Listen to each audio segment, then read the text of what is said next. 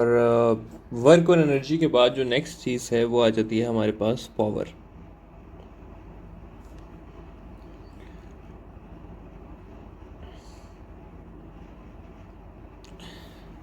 अच्छा, पावर को हम लोग डिफाइन इस तरह से करते हैं कि rate of doing work is called as power. ठीक है, और इसको हम जो इक्वेशन में लिखते हैं वो हम लिखते हैं कि power is equal to work per unit time, या इसको मैं लिख सकता हूँ W बाय टी। ठीक है, ये है पावर की पहली डेफिनेशन। पावर को हम एक और तरीके से भी डिफाइन कर सकते हैं, और वो इस तरह से कर सकते हैं कि dot product of force and velocity. ठीक है, और इसकी इक्वेशन इस तरह से बन जाती है कि power is equal to F dot V, या फिर F V cos of theta. ठीक है, तो ये दो कॉमन यूज्ड इक्वेशंस हैं और दो कॉमन यूज डेफिनेशन हैं जो हम पावर के लिए यूज़ करते हैं। अच्छा, पावर के बारे में मज़ीद बात की जाए तो पावर जो है वो एक स्केलर क्वांटिटी है। पावर का जो SI यूनिट है हमारे पास वो है वॉट। ठीक है, और जो पावर का कमर्शियल यूनिट है मैकेनिकल पावर का, वो है हमारे पास हॉर्स पावर।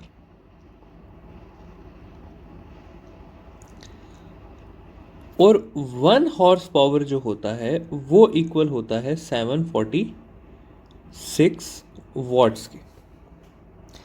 अब एक और चीज़ ये है कि अगर हम वॉट को देखें कि 1 वॉट जो है वो किसकी इक्वल होता है, तो इस इक्वेशन के हिसाब से 1 वॉट जाउल पर सेकंड के इक्वल होता है, और इस इक्वेशन के हिसाब से 1 वॉट न्यूटन मीटर पर सेकंड के इक्वल होता है। तो अगर इन दोनों में से कोई भी चीज़ आए तो आपको पता होनी चाहिए। ठीक है, ये जनरल बात हो गई हमारी पावर के बारे में कि पावर किस तरह से होता है, किस किस चीज़ के इक्वल होता है। नेक्स्ट आते हैं, पावर ही को डिस्कस करते हैं थोड़ा सा, पावर के क्वेश्चंस की तरफ आते हैं। जिस तरह हमने किया था ना कि how to solve energy problems, तो यहाँ पर हम इसको नाम यही दे देते हैं कि हाउ टू सॉल्व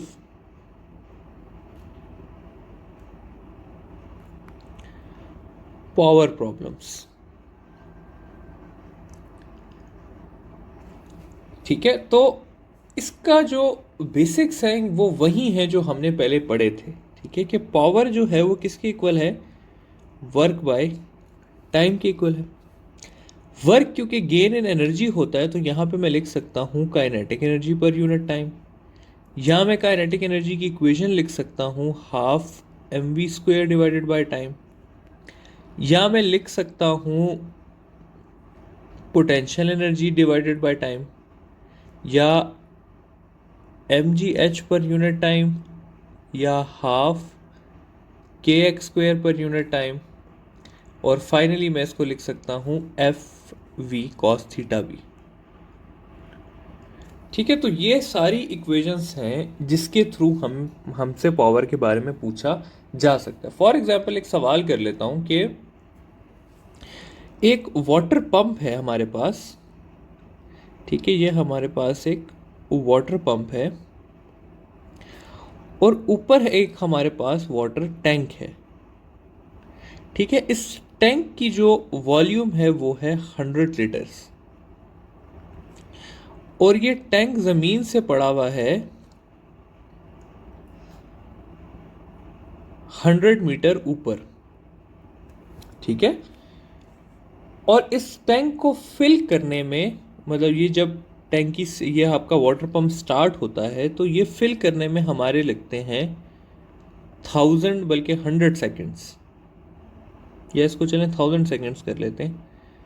तो इसको फिल करने में हमारे 1000 सेकेंड्स लगते हैं। तो सवाल आपसे ये है कि आपने पावर ऑफ पंप फाइंड करनी है।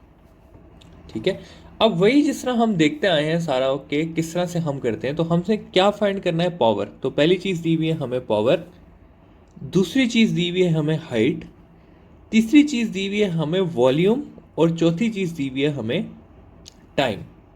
ठीक है, तो वॉल्यूम दी हुई है, टाइम दिया हुआ है, हाइट दी हुई है और पावर दी हुई है। अब हाइट इसमें एक ही इक्वेशन में है और वो है ये वाली इक्वेशन, और हमें ये वाली दो यूज़ करनी है, एक पावर और एक ये वाली। तो अगर मैं ये इक्वेशन लिख लूँ P is equal to mgh/t, तो इसमें मसला आ जाता है कि मैस हमें नहीं दिया हुआ।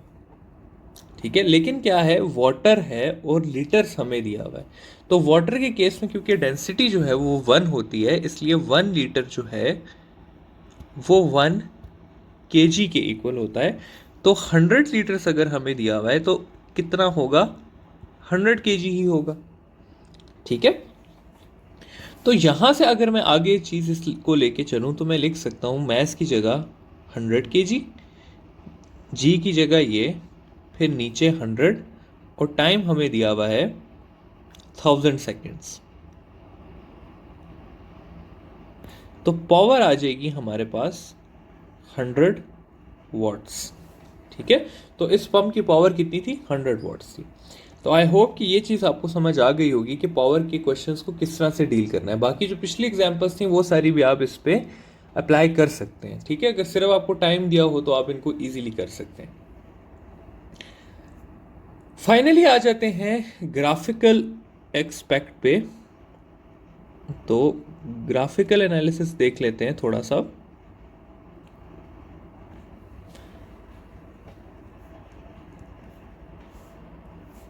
ग्राफ्स में स्टूडेंट्स आपके पास आ सकता है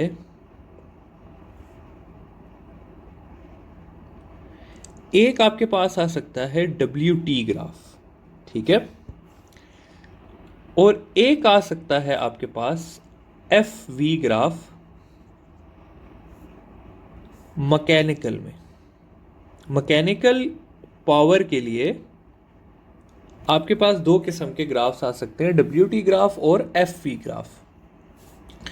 अगर WT ग्राफ की बात की हुई हो, ठीक है, तो इसकी जो स्लोप है वो पावर को शो करेगी, क्योंकि स्लोप होती है हमारे पास y/x which is equal to power. ठीक है, लेकिन अगर FV ग्राफ आया हुआ हो आपके पास तो उसका एरिया अंडर ग्राफ जो है वो आपको शो करेगा पावर, क्योंकि एरिया अंडर ग्राफ होता है x into Y which is equal to power. ठीक है, तो आप लोगों ने ये ध्यान रखना है कि आपको किस ग्राफ की बात की है, WT ग्राफ की बात की हुई है या FV ग्राफ की बात की हुई है। ठीक है, एक और चीज़ यहाँ पर मैं आपको रिमाइंड कराना चाहता हूँ कि हमने इलेक्ट्रिकल करंट वाले चैप्टर में पढ़ा था कि पावर जो है, इलेक्ट्रिकल पावर, वो किसके इक्वल होती है,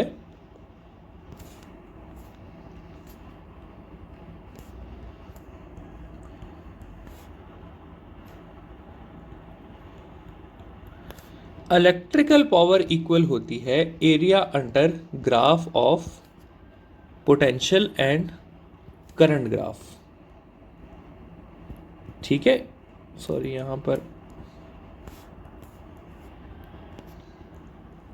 तो पोटेंशियल और करंट ग्राफ का जो एरिया अंडर द ग्राफ होता है वो भी हमें क्या शो करता है, पावर।